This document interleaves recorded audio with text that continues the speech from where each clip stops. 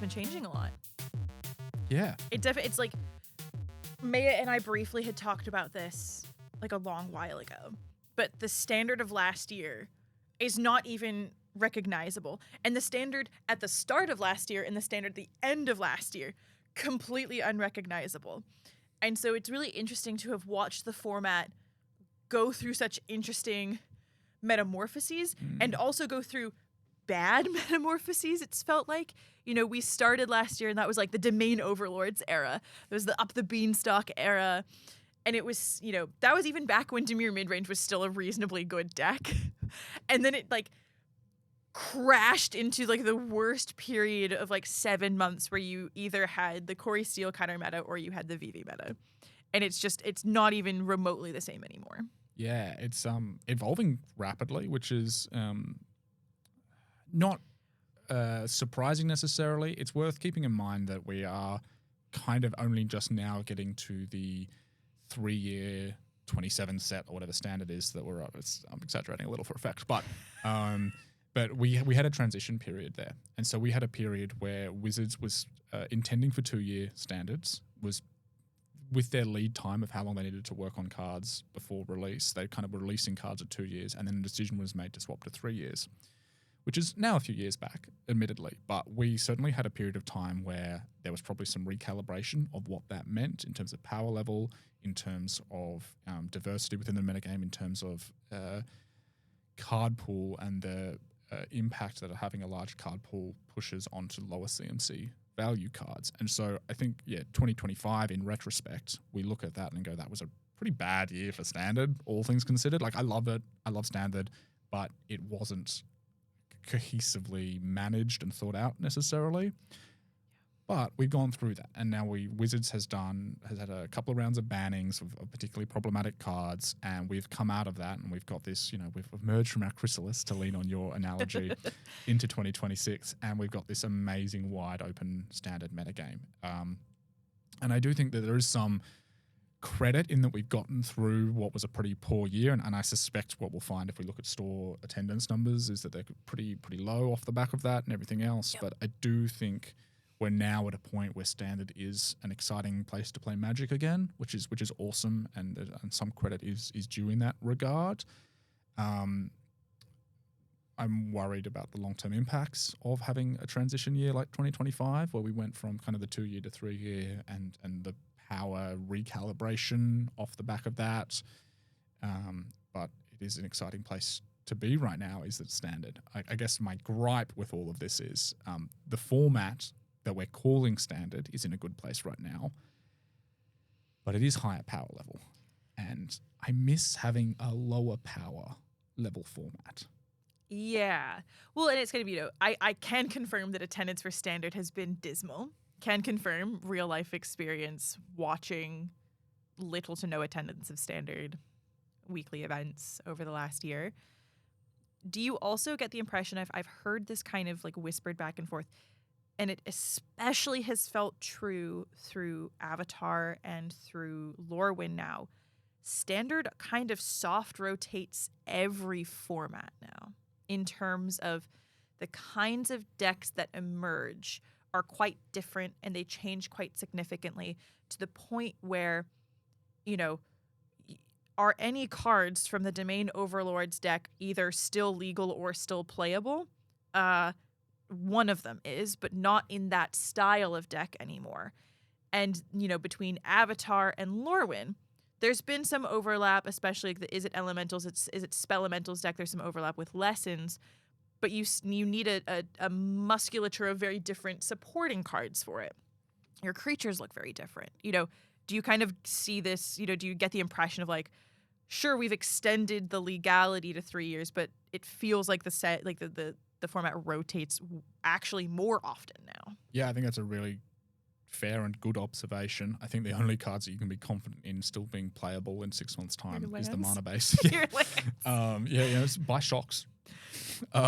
It's always okay to own shocks. That is free, and I will stand behind that. Good financial Free, advice. good, relevant. We're not a financial advice podcast. No. We never will be. But owning a good mana base, your verges, your shocks, your even your surveils, free. Not free, but free. Yeah, one of the few axioms. No, I think it's a really good point, and that is an interesting reflection that with this fire design and this power creep, effectively, we are soft rotating all of the time, and particularly because the power level is so high, and we have this, glibly said 27 sets, but 27 set standard.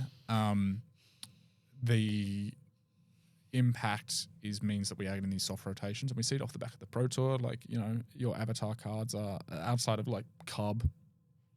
They're kind of medium now. Yeah. Rest in peace, bear bending. But which is important context for the reason we went to 3-year standard. So we went to 3-year standard because Wizards, and this is why Foundations got released, Wizards wanted to let people play the same cards for a longer period of time.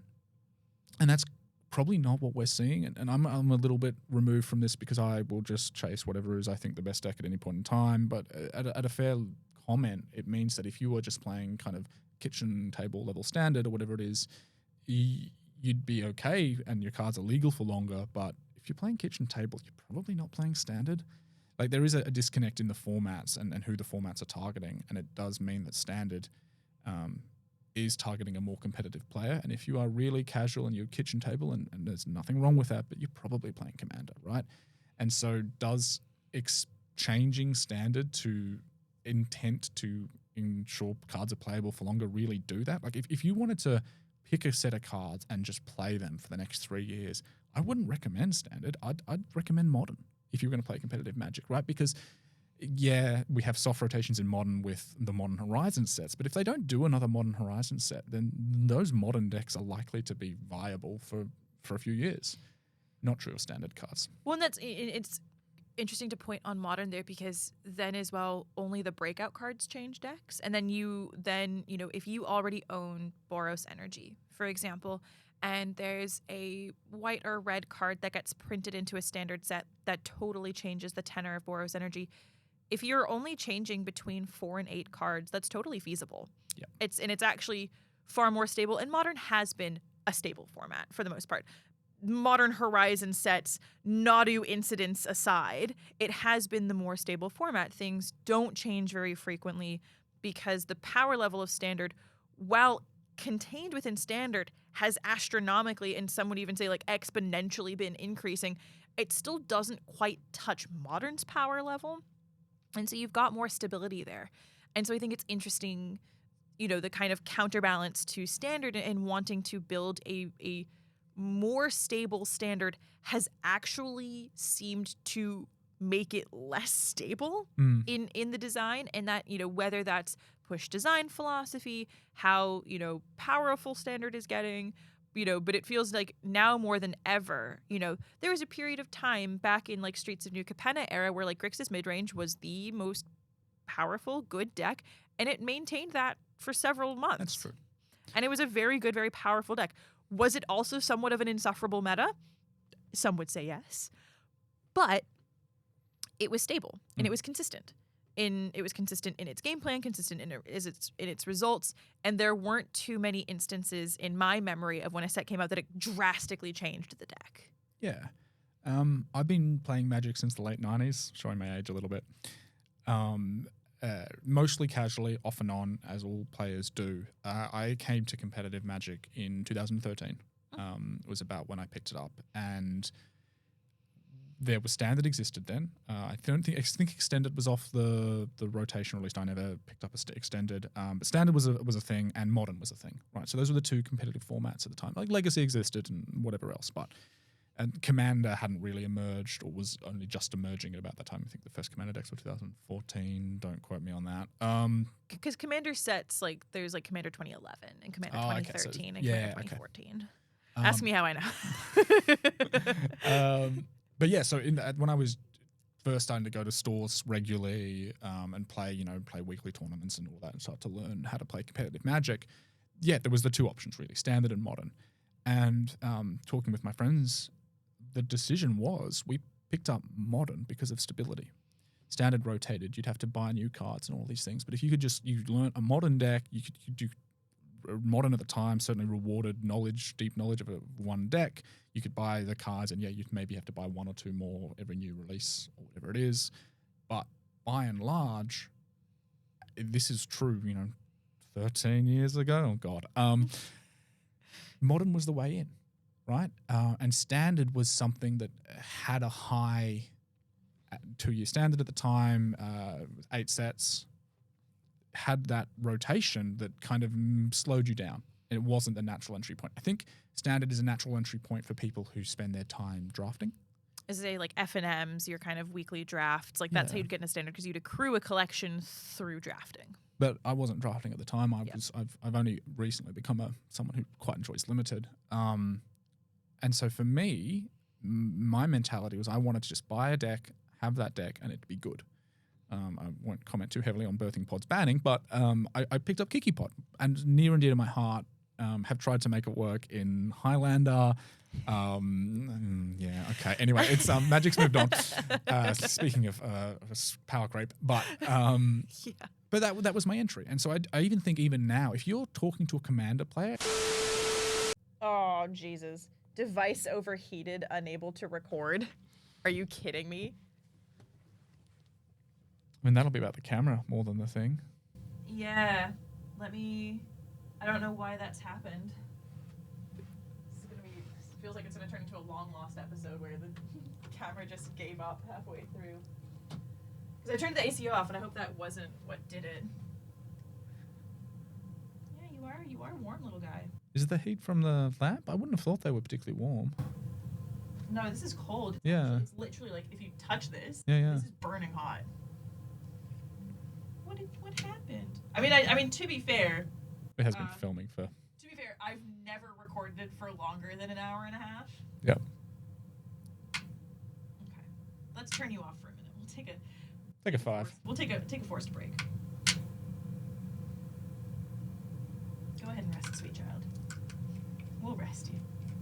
I'm gonna hold it up in front of the aircon. I heard that noise and I was like, that's a bad noise. Yeah, I was. It's not supposed to make that noise in the middle of a recording. Oops. That's right. Should make Kiki Pod work in Highlander? I did.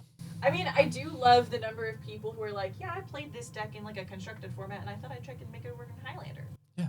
Because I feel like that's how like Nadu kind of like ported over. It's like people were playing Nadu in Modern and then someone's like, I can definitely play this in Highlander. Yep.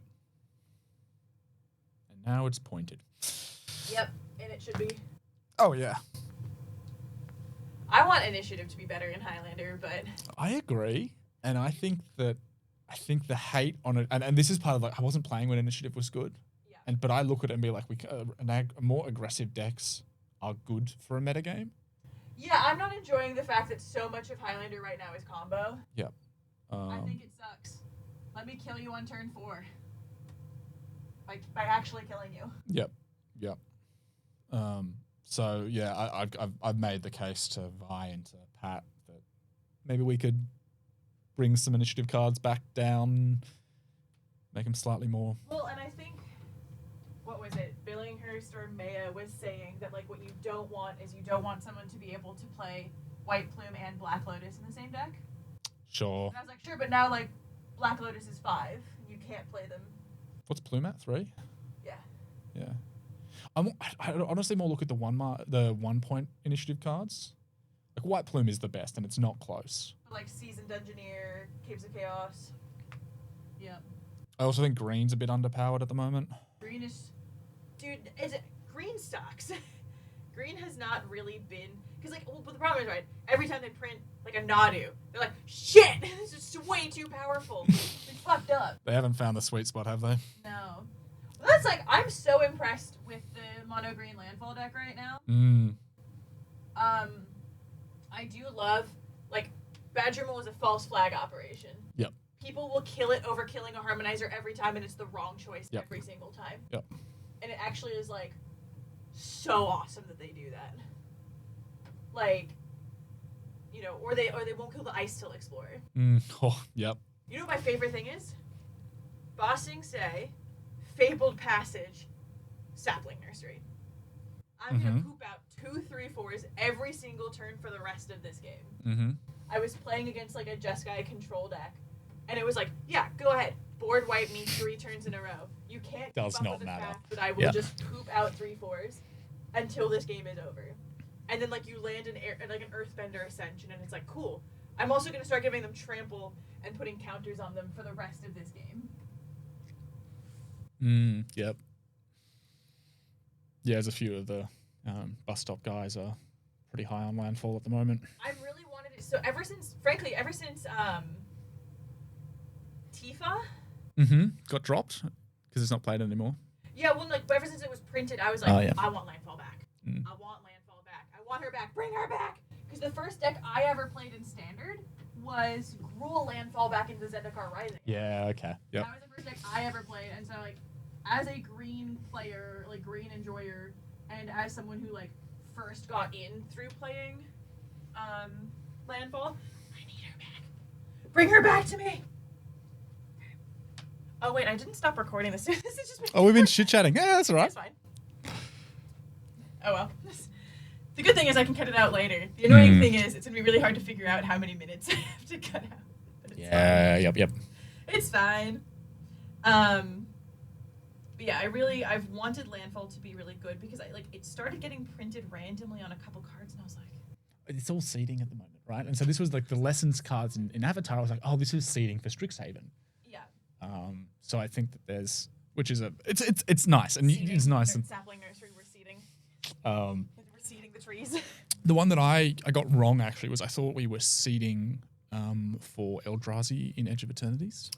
So we've had a few. We had Foundations, had Sire. We had. I think we're seeding for Reality Fracture. Yeah, that's what it is. I thought it was coming sooner. You thought it was I just totally reasonable. Totally reasonable with like Anti-Causal Vestige. Well, that was an Edge. So I think before then we had Sire of 7 decks. We had Ugin, we had Sire. Yeah. We had Tezzeret, which once again that was Edge of Eternity. But like it was really early revealed in Edge of Eternity. So I was like, oh, okay, cool. So we're doing colorless again. Fine by me. It scares me. It scares me so much. I don't really know where we took off, but like that's fine. I was building to a point, but I'll just jump straight to the point. You can build away. Build away, my friend. We've got like 10 minutes before the camera quits on us again. Yeah, fair enough. So, and all of this was building to your point. Yeah, so I think there's a misattribution of Wizards in that they're trying to get them into competitive formats. And I think that they assumed that you'd go from Commander to Standard. And I think that was wrong. It's a very difficult path. Yeah, I think people who entry point into competitive Magic is Standard, who are typically will be spending a bit of money on Magic, right? They are like people spend money on Commander. I'm no doubt about that, but people also spend money on competitive Magic, and Wizards obviously is profit driven, or Hasbro's profit driven. I think Commander more naturally pathways or gateways into Modern. Because it's a lot of cards that are of similar power level that you might really enjoy, and like, oh, I get to play 4 of my Solitude, or I get to play 4 of whatever this card is. And not all of them, obviously a lot of Commander cards aren't legal in Modern and vice versa, but I think Modern is a more natural point to gravitate to from Commander, whereas I think Standard is you come from the other direction, you come from Limited. And I think the two casual entryways into it are like, once you've done playing Kitchen Magic, or you've graduated from it or whatever, you either end up playing Commander or you end up playing Limited. Is my kind of prognosis. It's unusual, I think, in modern Magic to jump straight to Standard, jump straight to Modern. And so I think by trying to push Commander players into Standard, they kind of misaligned a little bit on that natural pathway. So I think that what they've created is this Standard format, which is interesting, but it's kind of like Pioneer. Like Pioneer and Standard, there's a lot of Standard decks in Pioneer right now that are almost 1-for-1 in Pioneer dead format. Well, I was going to say Pioneer died for Standard sins, or Pioneer died so that Standard could live, etc. Because like my approximation had always been, like especially throughout the sets that were released last year, I was like the veil between Standard and Pioneer was like the veil between Standard and Modern was the format formerly known as Pioneer. And it was my approximation that that veil was growing really, really thin with each set release because things were getting more powerful. And then they put shocks in, and I was like, there's basically no distinction between Standard and Pioneer at this point because of how powerful the Standard cards are. And then they printed the entire like round of shocks. I was like, okay, well that's pretty much it, because then we started to see the Corey Steelcutter decks go into Pioneer, and you started seeing, 1-for-1 decks from Standard to Pioneer. And so you don't even really have the format formerly known as Pioneer anymore. Yeah. Harking back to my casual plays, playing Magic game, one of the things that I did with my friendship group was everyone would crack a sealed pool of whatever set. You'd build your best deck in your seal pool, and then you'd trade in amongst the social circle. And so you couldn't bring outside cards in, but you just kind of had like a league where you could trade and all of these things. And it made it a really interesting metagame around like trading dynamics and like power and shocks were really interesting when that was rotating through that format, because it was everyone knew that they were consistency improvement pieces, but at the same time, because you only had so many rares, you only had so much material that you could like trade in and out of, it became really challenging to kind of justify trading for a shock. Fascinating, really interesting format, but it was closest to block constructed. Yeah. Right. And so there's a piece in there around kind of really low formats where you really need to eke out uncommons that are not very good and find ways to make them really shine in these formats. And I think that's a really interesting challenge. And it's one that, because of the explosiveness of Standard at the moment, doesn't really exist outside of literally sealed or draft, obviously. Once you've opened, if you open a booster box, not that I'd ever recommend doing that, financial advice, the commons and uncommons, outside of a couple, may as well get thrown away, right?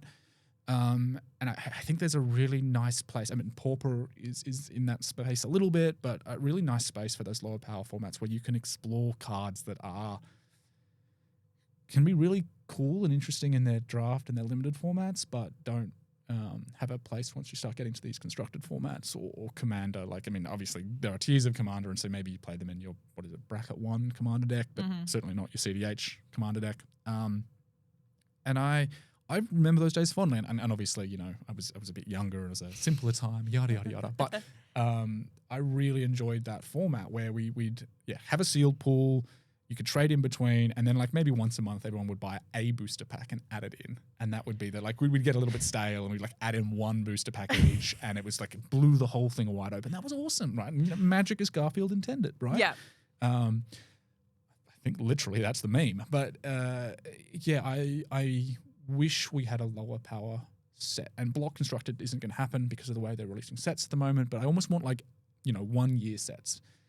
Right now, 6 sets released a year, maybe you chuck in Foundations, gets you to 7 sets. That's what Standard was, right? So if you just almost had like a 1 year, I don't know how you set the rotation or whatever it is, but like an old Standard. And this is the thing that I miss, and where we started with this was Standard is in a really good place at the moment, but it's not the power level, or it's not that interesting deck building challenges and finding a way for niche uncommons to shine that existed 2.5 years ago, whatever it is now.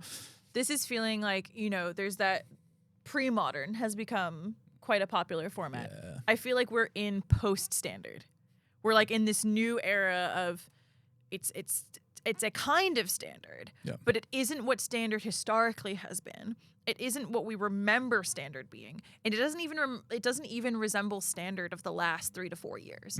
And sometimes that's by design. Standard is meant to rotate. Standard is meant to change. It's meant to be the changing constructed format. But even so, it's now changing on what seems to be such a rapid scale that you're kind of in a post-Standard world. You have, this rapidly changing metagame. Right now we're in, as I said on the previous episode, like this crab bucket meta where you have decks that are just kind of overlapping and jumping on top of one another and getting to a point where there is no de facto best deck. There are some of the strongest decks. There are well-performing decks, but you kind of have these moments where week to week the metagame shifts and changes. And it's kind of, like, dare I say, like, unrecognizable. Like, I don't feel like we've had a metagame like this before. And the alternative is we go back 6 to 9 months and we have Vivi Standard or Cutter Standard, right? And so those were, they were more static, but it wasn't because the card pool quality was low. It was because there was one very clear dominant deck, right? And then that obviously had its own problems, and I don't think anyone enjoyed that era. So we kind of have one of these two scenarios. We have this kind of like high level power creeping, every set materially shifts things, or we have one clear best deck that keeps things stable, but that's worse, right? And so there's no happy medium in this space where you can just play your uncommons, right? And I think that's obviously Magic is a different experience for everyone. Everyone has their own preferences and all of these things, but I do lament that harking back to when I was playing kitchen table Magic. I think everyone does. Everyone enjoys when I first got into this game and everything was amazing and wonderful, blah, blah, blah, blah, blah. But I think there's a hole in the formats that are accessible at the moment. And, I don't think Pre-Modern or Pauper or Commander really fits in this gap that I'm seeing. And it's been vacated by old standard. And now we have new standard. And new standard has moved into this higher power overtaken Pioneer, realistically, right? And I see this hole, and that's the hole that I was preferred to play in. Yeah, that's the space of Magic, and so I mean, all I'm doing right now is thinking about I should start up one of these sealed standard, not quite standard leagues, and play that with some friends. It's fun. It sounds really good. And it was a different game, and once again, we were at high school and uni and stuff like that. Like we had time. I don't know if I have the ability to do it anymore, but reflecting on my personal experience and journey with Magic and having that nostalgia, but having that missing piece of how I like to play, that I don't see a way to do it at the moment. This is why formats like Commander were born, though, so maybe I should be starting my own committee. No. Just challenging the status quo. No, I'm not doing that. That's way too much work. But yeah, I do... Wizards was watching. My suggestion would be that there's a bit of a hole in the ways that you can play Magic at the moment, because of the decisions they've made, and the decisions have worked out. Standard is in a really healthy spot right now, as of time of recording. But yeah, I think that they have kind of left a bit of a hole, and it's a hole that I'm sad to see because I really liked that space. Yeah, well, it's really interesting. I think we're about to see. We had, as you said, kind of a really rocky 2025 for Standard, because you had as Maya described it, the 1-2 punch of ban plus rotation immediately afterwards. And that was like the ban to end all bans, were like 10 different cards, was it Heartfire, Hero, Monstrous Rage, This Town, Hopeless Nightmare, Beanstalk, Abuelas. Like it was such a huge ban cycle, and then immediately it was like thrown into rotation, and that was like the dark times of VV Cauldron. And so, it was great for like 2 weeks, and then everyone realized how far ahead and then it was so good. So, we had kind of the stone age of Standard last year, and now it's going to be really interesting to see kind of what happens this year. And it's exciting. We were, while the camera was broken, we were talking about seeding and how, there's a potential for, we've seen a drips and drabs of Eldrazi, and maybe there's going to be Eldrazi and Reality Fracture later this year. And is there a colorless deck that's going to be really popular this year?